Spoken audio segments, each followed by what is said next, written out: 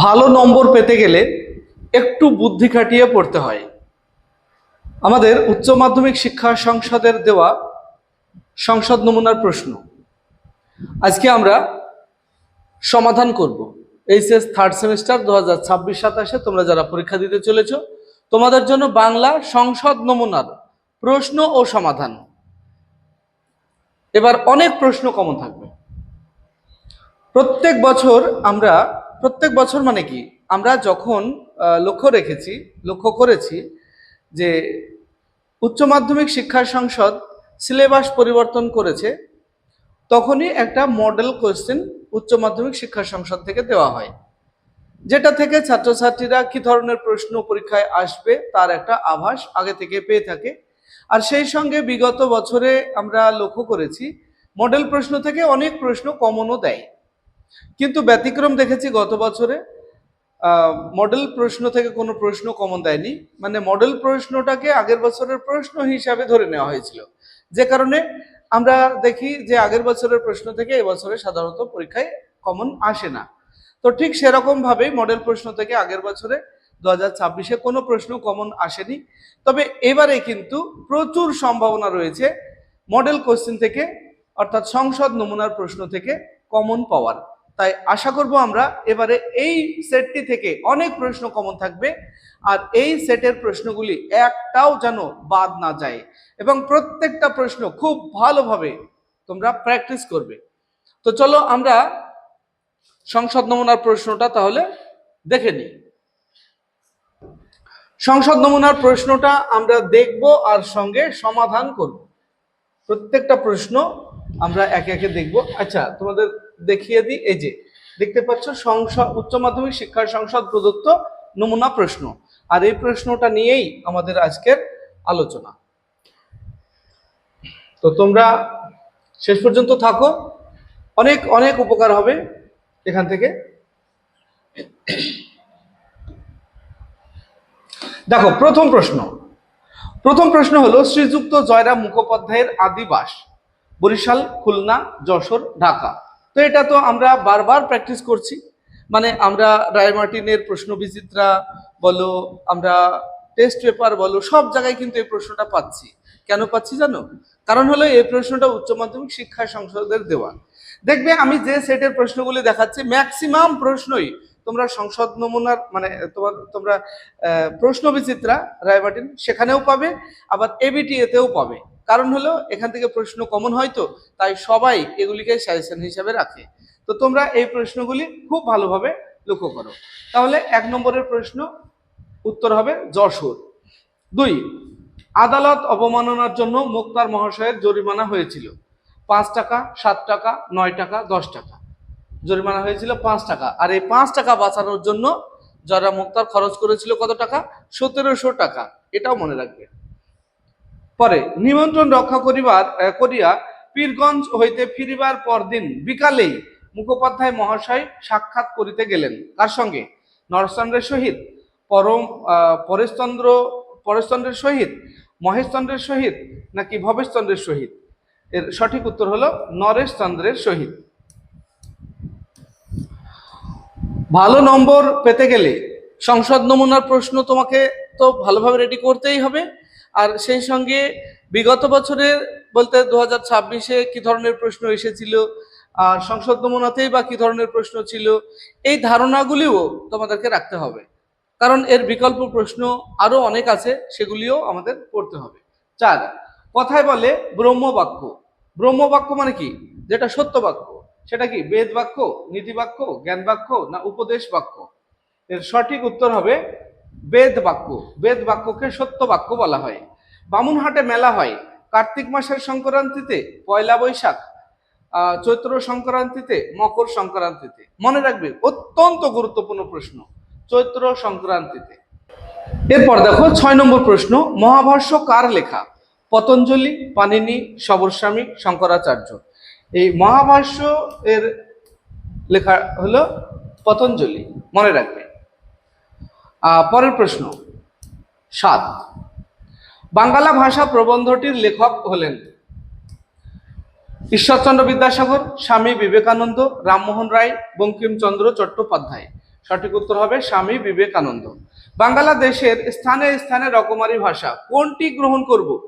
চলিত ভাষা, মান্য চলিত ভাষা, কথ্য ভাষা, কলকাতার ভাষা। অপশন ডি কলকাতার ভাষা। পরের প্রশ্ন 9 নম্বরে দেখো, আব্দুল করিম খাঁ কোথায় জন্মেছিলেন? কলকাতা ছিল এখানে তোমার সংসদ নমুনায় 4টে অপশন দেওয়া ছিল, কলকাতা, দিল্লি, পাঞ্জাব আর হরিয়ানা। কিন্তু এই 4টের কোথাও হবে না, যে কারণে আমাদের এই এখানে চেঞ্জ করে উত্তরপ্রদেশ করে দেওয়া হয়েছে। আর এই উত্তরপ্রদেশটাই হবে সঠিক, আর সঠিক উত্তরটি কিন্তু দেওয়া ছিল না এখানে, যে কারণে এখানে চেঞ্জ করা হয়েছে। উত্তরপ্রদেশ মনে রাখবে, খুব ইম্পর্টেন্ট প্রশ্নটা। পরের প্রশ্ন, কবির মানুষকে কোন পথে থাকতে বলেছিলেন? মিথ্যার, অহংকারের, সত্যের, অচেনার। সত্যের পথে, অপশন সি। পরের প্রশ্ন, ভ্যান গঘের ধর্ম ছিল উন্মাদনা। ভ্যান গঘ ছিলেন একজন কবি, সাহিত্যিক, চিত্রশিল্পী, সঙ্গীত বিশারদ। অপশন সি চিত্রশিল্পী। এরপর 12, আকাশে পুষ্পক আর সপ্তডিঙা সাজে সিন্ধু জলে। পুষ্পক কি? অশ্ব, ধনুক, রথ, দ্বীপ। পুষ্পক হলো এখানে রথ, অপশন সি। এরপর কবি শ্রীজাত ধর্মের নামে দখলদারিকে কি বলেছিলেন? প্রতিষ্ঠান বিরোধিতা, প্রতিষ্ঠান নিরপেক্ষতা, প্রতিষ্ঠান সহমর্মিতা, প্রতিষ্ঠান আনুগত্য। আমরা যেটা টেক্সটে পাই সেটা হলো প্রাতিষ্ঠানিকতা। তো প্রাতিষ্ঠানিকতাকে এখানে প্রতিষ্ঠান আনুগত্য বলা হবে, অর্থাৎ অপশন ডি সঠিক। পরে 14, দিগ্বিজয়ের রূপকথা কার লেখা? সুনীল গঙ্গোপাধ্যায়, শঙ্খ ঘোষ, নবনীতা দেবসেন, তিলোত্তমা মজুমদার। Option C Nabanita Dev Sen. এরপর দেখো 15 নম্বর প্রশ্ন, পোর্টরাজ কে? গায়ের মোড়ল, দুর্পদ, আনন্দ, দামা। পোর্টরাজ হলো দামা। 16, পোর্টরাজ রোদে বেরোয় না। 3 দিন হয়ে গেল, 4 দিন হয়ে গেল, 5 দিন হয়ে গেল, 6 দিন হয়ে গেল। 3 দিন হয়ে গেল, অপশন এ 3 দিন হয়ে গেল। এরপর আমরা দেখব 17 নম্বর প্রশ্ন। আচ্ছা দেখো, যখন সময় সুবিধের না তখন কি করতে হবে? ব্যস্ত হতে হবে, নিদ্রা যেতে হবে, আনন্দ করতে হবে, সমঝে পার হতে হবে। অপশন ডি সমঝে পার হতে হবে। পরে বর্ণনামূলক ভাষাবিজ্ঞান আলোচনা করে ভাষার অতীত নিয়ে, সমকালীন ভাষার গঠন রীতি নিয়ে, বিভিন্ন ভাষার ঐক্য ও অনৈক্য নিয়ে, ভাষার ভবিষ্যৎ নিয়ে। অপশন বি সমকালীন ভাষার গঠন রীতি নিয়ে। এরপর 19 নম্বর প্রশ্ন, বাকযন্ত্রের সাহায্যে ধ্বনিগুলির উচ্চারণ আলোচিত হয় যেখানে, তা হলো ধ্বনিতত্ত্ব, রূপতত্ত্ব, ধ্বনি বিজ্ঞান, শব্দার্থ পরিবর্তন। সঠিক উত্তর হবে সি ধ্বনি বিজ্ঞান। 20, বাংলা উচ্চারণে অর্ধ স্বরের সংখ্যা হলো 3টি, 8টি, 4টি, 6টি। অর্ধ স্বরের সংখ্যা হলো 4টি। পরে র ধ্বনিটি হলো কম্পিত ধ্বনি, পার্শ্বিক ধ্বনি, উষ্ণ ধ্বনি, তাড়িত ধ্বনি। অপশন এ কম্পিত ধ্বনি। এরপর 22, শব্দার্থের অর্থের অভিন্নতা বোঝাতে ব্যবহৃত হয়। অভিন্নতা মানে কি? একই থাকবে। ব্যাপকার্থকতা, বিপরীতার্থকতা, সমার্থকতা, শব্দার্থতা। অপশন সি সমার্থকতা। দারুণ শব্দের আদি অর্থ অত্যন্ত, নির্মম, কাষ্ঠ নির্মিত, সুন্দর। সঠিক উত্তর হবে সি কাষ্ঠ নির্মিত। 24, উপবাস শব্দটির অর্থ নিকটে বাস, বর্তমান অর্থ অনাহার। এটি শব্দার্থ পরিবর্তনের যে ধারায় পড়ে। অর্থের অবনতি, অর্থের বিস্তার, অর্থের সংকোচ, অর্থের রূপান্তর। অপশন ডি অর্থের রূপান্তর। এরপর 25, থিসোরাস হলো একটি পর্তুগিজ শব্দ, জাপানি শব্দ, গ্রিক শব্দ, ফার্সি শব্দ। অপশন সি গ্রিক শব্দ। 26, শব্দার্থের প্রথম ভাগটির নাম। নিদর্শন, খণ্ডিত অর্থ, সাধারণ অর্থ, ব্যঞ্জনা অর্থ। অপশান সি সাধারণ অর্থ। পরে হাফ আখড়াই গানের জন্ম দেন মোহনচাঁদ বসু, নিধু বাবু, ঈশ্বর গুপ্ত, রসিকচন্দ্র রায়। তো এটা হবে মোহনচাঁদ বসু। মনে রাখবে হাফ আখড়াই হলো মোহনচাঁদ বসু, আর এই হাফ কথাটা যদি না থাকে আখড়াই গানের জন্ম দেন তখন কিন্তু নিধু বাবু হবে। এই দুটো প্রশ্ন তোমাদের গোলমাল পাকানোর একটা সম্ভাবনা রয়েছে, অবশ্যই এটা মনে রাখবে।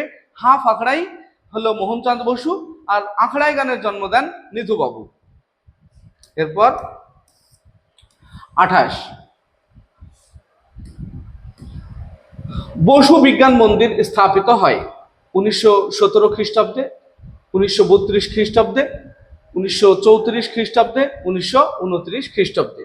অপশান এ 1917 খ্রিস্টাব্দে।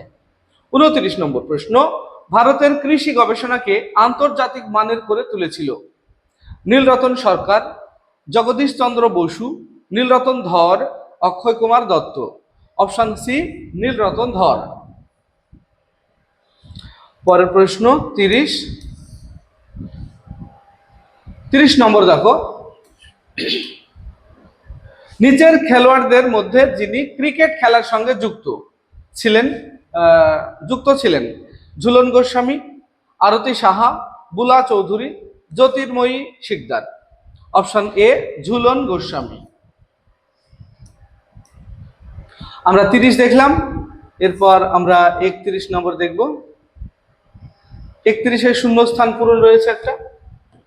দেখো, শূন্যস্থান পূরণের জন্য সঠিক বিকল্পটি বেছে নাও।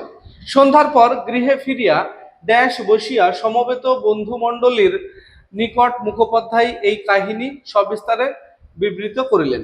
কোথায় বসিয়া? বাগানে, বৈঠকখানায়, শয়ন কক্ষে, আরামকেদারায়। Option B বৈঠকখানায়। 32, যারা ড্যাশ এসেছেন তারা সকলেই সাধারণ লোকের ভাষায় সাধারণকে শিক্ষা দিয়েছেন, দেশে, গ্রামে, শহরে লোকহিতায়। Option D লোকহিতায়। এরপর 33 নম্বর প্রশ্ন। 33 দেখো, দিগ্বিজয়ে যেতে হবে, ড্যাশ দিলেন সাজিয়ে, কে? পাটরানী, ছোট রানী, দুয়ো রানী, সুয়ো রানী। অপশান সি দুয়ো রানী। ক্রম অনুসারে বাক্যের পুনর্বিন্যাস করো। আচ্ছা, এখানে ক্রম অনুযায়ী সাজাতে হবে, আর এখানে বিকল্পও দেওয়া রয়েছে। একটু ছোট করে দেখায়, তাহলে সবটাই দেখা যাবে একসঙ্গে। আচ্ছা, এখানে দেখো 34 নম্বরে বলা আছে, পরদিন বেলা 7টার সময় হস্তিনী আসিল, তাহার নাম আদরিণী। 2, এমন সময় সেই পত্রবাহক ভৃত্য ফিরিয়া আসিয়া বলিল, হাতি পাওয়া গেল না। 3, বাড়িতে হাতি আসিবা মাত্র পাড়ার তাবৎ বালক বালিকা আসিয়া বৈঠকখানার উঠানে ভিড় করিয়া দাঁড়াইল। 4, শহর হইতে 2-3 ক্রোশের মধ্যে 2-3 জন জমিদারের হস্তি ছিল। এটাকে যদি আমরা ক্রম অনুযায়ী সাজাই তাহলে দেখব 2 নম্বর আগে আসবে, তারপরে 4, তারপরে 1, তারপরে 3। তাহলে অপশান সি সঠিক হবে। 2, 4, 1, 3, সি অপশান সঠিক। এরপর আমরা দেখব 35 নম্বর প্রশ্ন। সত্য মিথ্যা রয়েছে এবং তার ভিত্তিতে 4টে বিকল্প রয়েছে। 4টে বাক্য, কোনটা সত্য কোনটা মিথ্যা, তার ভিত্তিতে এই 4টে বিকল্পের মধ্যে তোমাকে বাছাই করতে হবে। 1 নম্বরে বলা আছে, ভাষা হচ্ছে উন্নতির প্রধান উপায় লক্ষণ। আচ্ছা, এই ধরনের প্রশ্নগুলি কিন্তু একটু বুদ্ধি কাটিয়ে উত্তর দেওয়া যায়। আমরা যদি প্রথম বাক্যটা দেখি, তাহলে ভাষা হচ্ছে উন্নতির প্রধান উপায় লক্ষণ, এটা এভাবেই বলা আছে আমাদের টেক্সটে, তাহলে এটা সত্য। এটা যদি সত্য হয় তাহলে কিন্তু আমরা দেখতে পাচ্ছি বি সি ডি এ সত্য আছে, আর এ মিথ্যা বলা আছে, তাহলে এটা হবে না। তাহলে এবার 2 নম্বরেরটা দেখবো আমরা।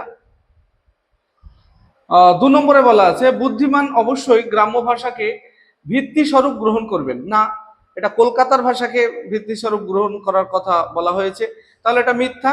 তাহলে 2 নম্বরে আমরা মিথ্যা দেখব, এটা তো দেখবই না, আগে বাদ।